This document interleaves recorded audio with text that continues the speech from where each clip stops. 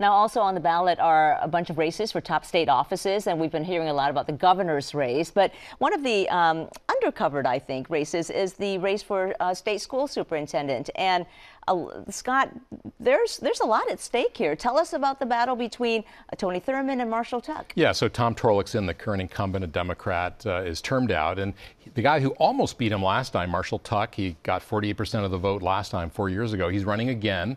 And this has become kind of a proxy war between the unions, which supports Tony Thurmond, the assemblyman from Oakland, versus Marshall Tuck, who's getting a lot of support from the charter school movement. Because he helped to turn around charter schools in Los Angeles. He's a big advocate of charter schools and has worked with a charter school down there.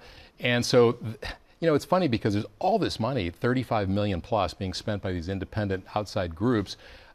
But it doesn't really, it's kind of a soapbox. I mean, there's not a lot of, I want to say it's a paper push job, but, you know, he will have a bully pulpit for sure. And I think that both sides are hoping that whoever wins, that if their person wins, that their cause will be advanced in the public. But it's really not. The bottom line is it's ironic that so much money is coming in. I mean, Tuck is being associated with Betsy DeVos, the National Education Secretary. You know, Thurmond has been sort of embraced by, these teachers unions and the sort of Democratic establishment for a position that only implements policy. They do not make policy. So it's not as if the superintendent can expand charter schools or really do much about any of this. And it's just so interesting that they're willing to spend so much money on and they're both Democrats, too. Yeah, and I would say charter school advocates, I think, might be a little bit concerned that a possible Governor Newsom will not be as friendly towards charter schools as Governor Brown has been. But in terms of bully pulpit, I mean, if Tom Torlakson has a bully pulpit, I need to find the address because it has not been used in the past. I'm not so sure about that argument. Yeah. So why do you think it's become so contentious if it's a position that is more about implementing policy than making policy? I mean, this is a long-standing battle in education in California, right? And this sort of tension between public schools and where,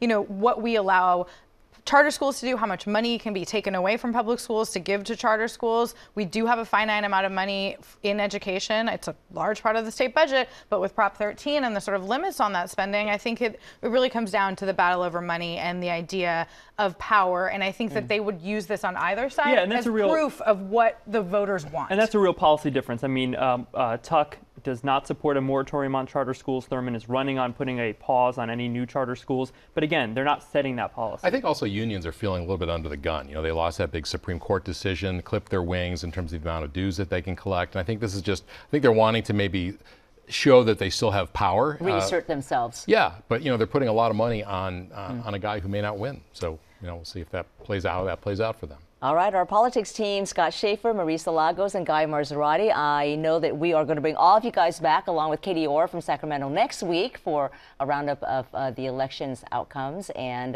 their implications for California. Thank you very much. Thank you. Thank you. And also a reminder, this coming Tuesday, join us on KQED Radio and online for full Election Day coverage.